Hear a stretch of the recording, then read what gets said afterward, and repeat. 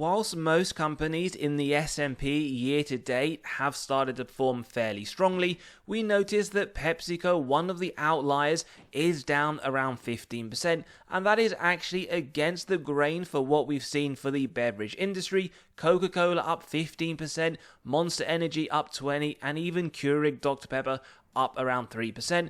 So what's going on with the company, and should we consider buying this very large dip around the 52-week lows? In fact, over the last year, it's also down around 22%, and over the last 10 years, it's up but marginally around the 37% mark. As we said, trading now near their 52-week lows, 52-week high at the $180 one mark, and actually, interestingly, very rare to see on the channel, every single analyst is saying that it is not a buy as of yet. Seeking Alpha with the hold, Wall Street and Quant also following the similar pattern. We also see from analysts who have over the last few months started to cut their price target. We notice Barclays dropping it down to the $156 mark and Evercore going even lower to $140, really showing that analysts also don't see much value even after the drop we've noticed in the last few months and over the last year. Now, they reported their earnings not that long ago, where in fact they cut their forecast for the profit for FY25, and they're also starting to say now that tariffs are really expected to drive up their costs. What does that mean for the company? What does it mean for the consumers? Ultimately, they're now either going to have to charge higher prices, which will mean consumers will buy less products, or they'll keep prices the same, and ultimately that will compress their margins. Either way, it isn't just that. We're also seeing external factors here that consumers as a whole are on snacks, making it even worse. The demand now is less for PepsiCo and their products, and that they're also going to have to consider whether they increase prices, which does reduce demand, or maintain prices, which will, as we said, harm their margin. It is also one that over the last 10 years, even including dividends reinvested, has underperformed the S&P, whereas only up 84.3%, the S&P in the same time up 185. But if we actually look at it from a valuation perspective, all of the signals are now going off. Alarm bells are ringing that we're seeing a severely undervalued company. Forward P of 16.2 is in fact the lowest over the last 5 years, with the average sitting much higher at 23.8. And when we couple this with dividend yield theory that tells us a company is undervalued when the current yield sits above the 5-year, we're noting again massive undervaluation. You're getting 4.38% as a shareholder to buy this company today, when on average over the last 5 years it's sat at 2.9. We can also see when we look at this valuation model where the blue tunnel depicts the intrinsic value, that not only are we seeing massive disparity between the 2 points, severe undervaluation, but if you'd bought this company over the last year, it was every single day in that severe undervaluation territory. So clear to note that investors aren't really buying, at least for the time being, that this company is one to consider, and hence why it continues to maintain that flow of undervaluation. But if we zoom out to the last 5 years, this is a company that we can see from 2023, the midpoint, and going back a number of years, that it has for the large part been sitting in that reasonable signal. So you could argue actually the market is giving us a very long period to accumulate PepsiCo shares at a very attractive price. Another thing to consider is that as of today on the forward P, you are looking at a company, PepsiCo, that now sits pretty much in line with the sector overall. You're getting a very small 2% discount, but against their 5-year, as we highlighted, you're actually getting a 31% discount. That for some people does make it one to seriously consider. And then when you consider the broader market of the S&P, forward Ps right across the board are all sitting in red territory, meaning they look to be overvalued. But PepsiCo looks to be one of those that actually is giving us an opportunity. It isn't deep into the red, it's actually sitting around the 15.5 mark, which when you compare it to the likes of Coca-Cola sitting at 22.43, KDP sitting around the same level, or even Monster sitting at over 30, this again could be looking like one that is extremely attractive. Where this really does fall for the company, and probably we have alluded to when looking at some of those recent articles, is that they really suffer from any growth catalysts, at least in the shorter term, hence the degrade on growth. Year on year, revenue has been flat. Forward looking, they also estimate only around 1% increase, when you consider inflation at the 4% rate, this is really telling us in real terms their top line numbers are decreasing. Sector telling us here not that much better overall. So as of now, forward looking and over the last year, this hasn't really been a sector where there's been a lot of growth. But over the last 5 years, at least for PepsiCo, they have been maintaining an average increase to their top line around the mid-single digit. So they're growing slower than not just their 5-year, but also against the sector. And EPS doesn't look any better, hence why we see the D+ rating, D overall, 3.7% when the sector is expecting EPS at 6 and their own 5-year sitting higher at 7.1. And then when we go a step further and zoom out for PepsiCo over the last 10 years, we notice their growth hasn't really been that consistent, hasn't even been that attractive over a significant number of years. In 2024, 0%.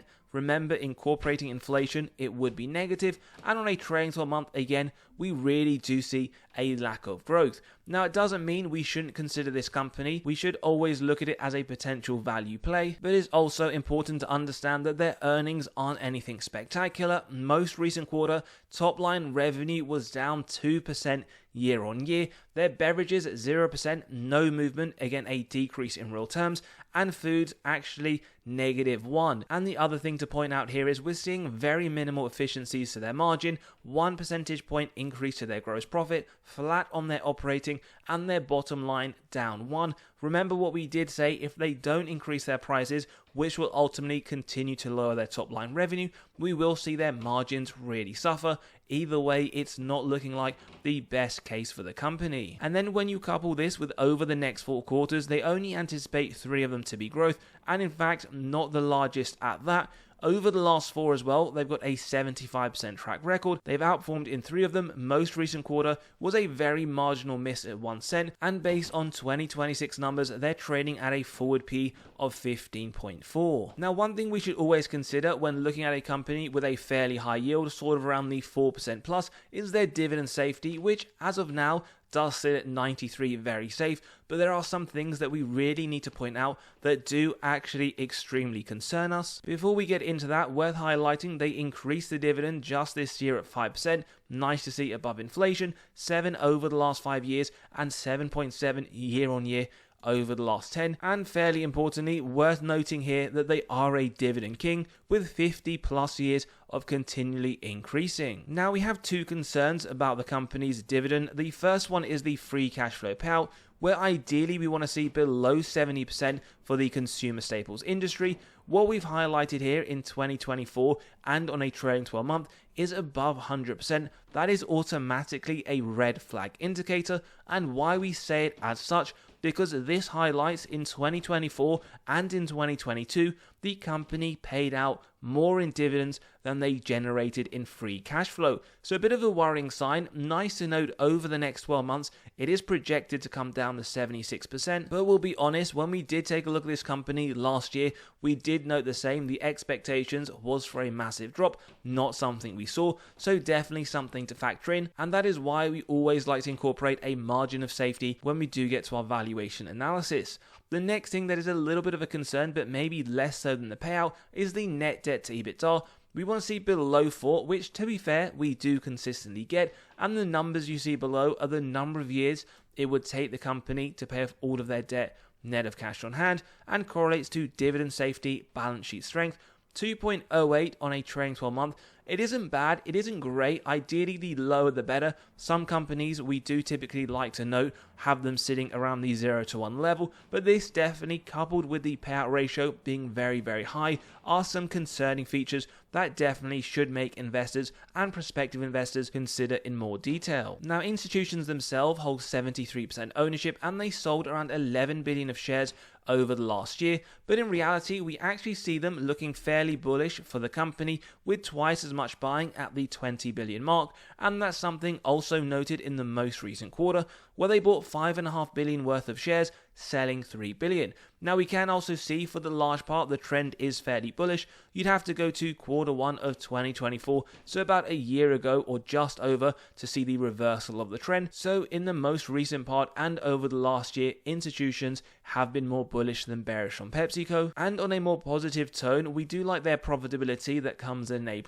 Their gross margin sits at 55%, above the sector at 36%, above their own 5-year, although marginally at 54%, and bottom line sitting at 10.24, well above the sector and in line with their historicals. So whilst we may not see a lot of efficiencies and improvements in their margins against the 5-year, they are still very profitable and a lot better in terms of the numbers against the sector, whilst also generating a lot of cash from operations. 12.6 billion, their own 5-year a little bit lower, and the sector sitting significantly below at 900 million. So before we get to the valuation, quick reminder then, triple hold from every single analyst, C+ on valuation, D on growth, with an A+ on profitability. Now we also want to highlight we have just released our latest free weekly article. We draw on every single Monday morning to your inbox, where we cover severely undervalued stocks as well as what's gone in the market over the last few days. So click below, you can sign up and read straight away, where you'll also be able to gain access to severely undervalued stocks for the month of June. Lots of information for each one, the upside that Wall Street themselves see over the next year, and you can grab a recently released copy of 19 stocks that Wall Street themselves believe have the most upside in the S&P right now. So click below, you can sign up and read straight away. Now our updated valuation for the company comes to $152, which is purely the average of the 3 models that you see on screen. Now we can talk about the inputs and outputs. Multiples valuation model, we have 3 companies, similar sector and size, and what we have here is their average P multiplied by the EPS of PepsiCo to give us our first intrinsic value showing undervaluation. But as always, bear in mind we're not looking at any one of these models in pure isolation. Then we have the dividend discount model. The average growth over the last few years has come to 6.81. We want to be a little bit more conservative and slightly near the most recent increase. So at 4.75, we get another undervaluation signal, 2 for nil at the moment. Before moving into the DCF model, we have the growth rate on average 0% over the last 10 years. We've gone 7 moving forwards around analyst predictions. With a discount rate, we get the present value of future free cash flow and terminal value, add together with the cash, subtract total debt, get to the equity value, divide by the shares outstanding, and we get to 114, which actually indicates overvaluation. So we have 2 undervaluation signals, 1 overvaluation, on average 152, and with the current price at 130, we're not just done there, because we always like to apply a margin of safety, 10%, execute on that if it meets our 3 golden criteria: wide moat, strong financial metrics, good forward-looking data. If you believe that in the episode, a buy at 137, and then we keep going till it's near the current trading price. And in essence, in today's episode for PepsiCo, we're saying we have a 15% margin of safety around the $129 mark. You're getting a yield above 4%, the highest in the last 5 years, and Wall Street, even with their hold rating, see this at $152 over the next year, translating to 17% upside. Now give us your thoughts. This was a bit of a quick deep dive. 15% MOS, 17% upside, PepsiCo, buy, hold or sell, and we'll also show you at 20% a buy at 121 and 25 around 114. As we said though in today's episode, just a 15% MOS. Don't forget as always to sign up to the free weekly newsletter, grab those spreadsheets, come and join us in the Patreon where we cover our buys and sells, and as always, have a great day. We'll see you all on the next one.